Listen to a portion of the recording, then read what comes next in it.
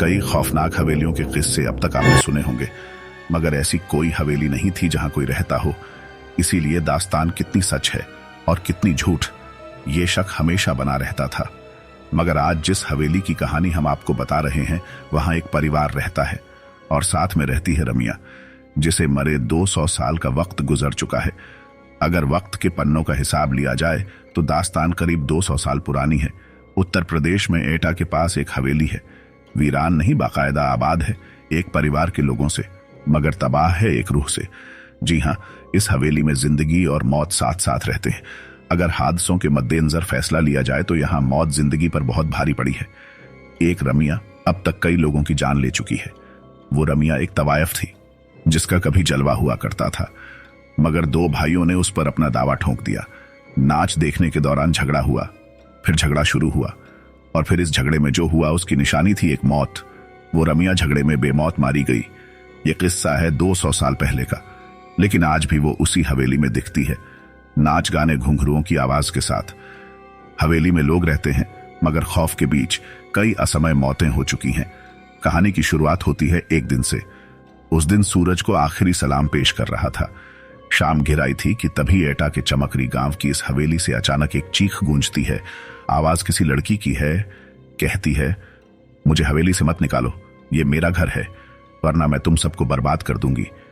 कोई कुछ समझे इससे पहले एक और चीख गूंजती है, मगर इस बार चीख में मौत की तकलीफ भी घुली हुई है। पानी पानी कराहने की आवाज के साथ कोई लड़की पानी मांगती है। ये वाकया कहीं और होता तो शायद कोई ना कोई तो मदद के लिए आ भी जाता, मगर इस गांव में हर कोई डर से सहम सा जाता है, क्योंकि पिछले कई दशकों से ऐसी चीखें इस हवेली से निकलती रही हैं और लोग कांपते हुए सुबह का इंतजार करते रहे हैं। इस हवेली के मालिक सतेंद्र तोमर कहते हैं कि यहाँ पहले सब ठीक था, लेकिन धीरे धीरे ये दिक्कत बढ़ती ही गई। यहाँ घुंघरुओं की आवाज सुनाई देती थी, नाचने की आवाजें। इस तरह प्रॉब्लम क्रिएट होती रही। तांत्रिकों को बुलाया गया। कभी कभी आवाजें आती, आपको घर छोड़कर जाना पड़ेगा, ये मेरा घर है। इस तरह से हम लोगों को डर लगने लगा। हम लोग खौफ के साए में जीने लगे। लेकिन सवाल यह था कि आखिर कौन है ये लड़की और इसका इस घर से क्या रिश्ता है? क्यों दिन ढलते ही इस हवेली के पास से होकर गुजरने वाले रास्तों पर कब्रिस्तान सा सन्नाटा पसर जाता है और एक अजीब अनमनी से लड़की इस हवेली में भटकती दिखाई देती है।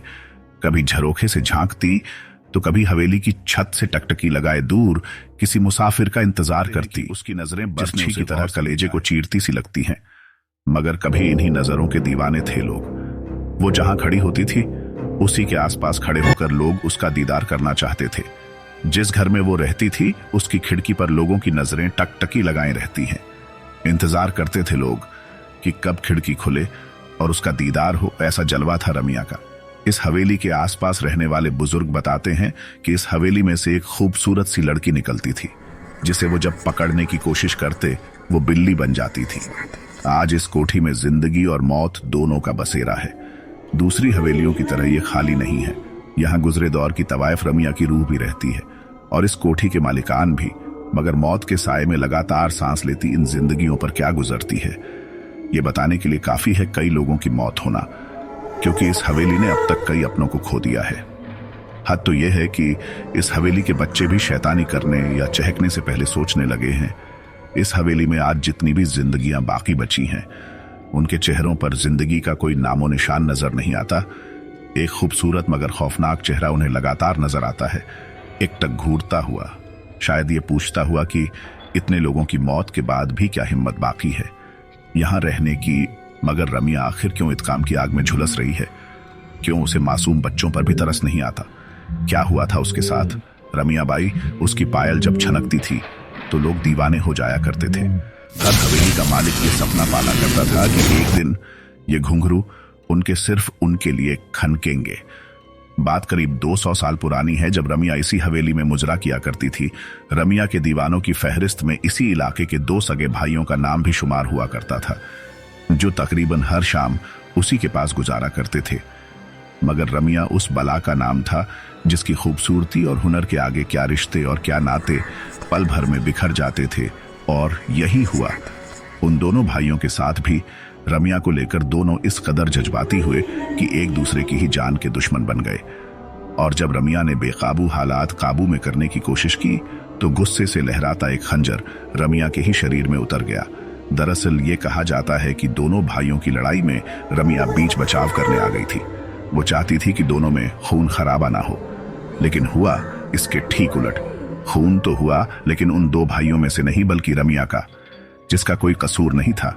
अगर कोई कसूर था तो वो उसकी खूबसूरती की, कसूर था तो उसकी दीवानगी, और कसूर था कि उसकी मचकती कमर और दूर तक वाले भी खींचे चले आते थे।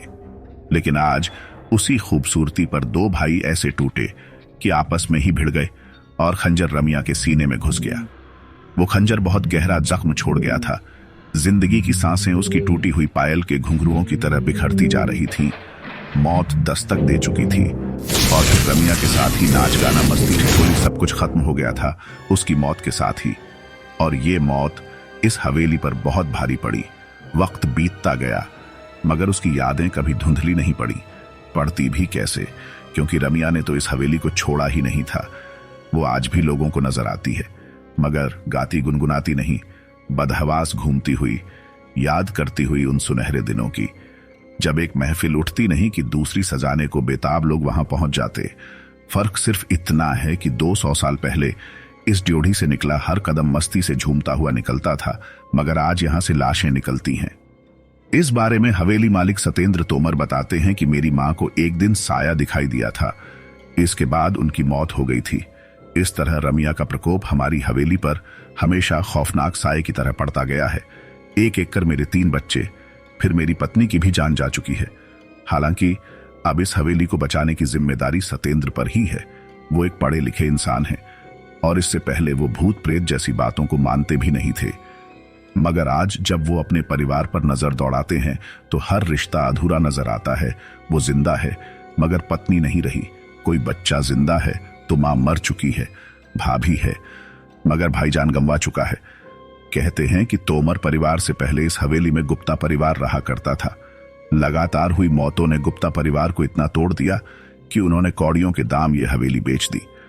खरीदी तोमर परिवार ने, और खरीदते ही बच्चे बूढ़े जवान एक एक करके 8 लोग मौत के मुंह में समा गए।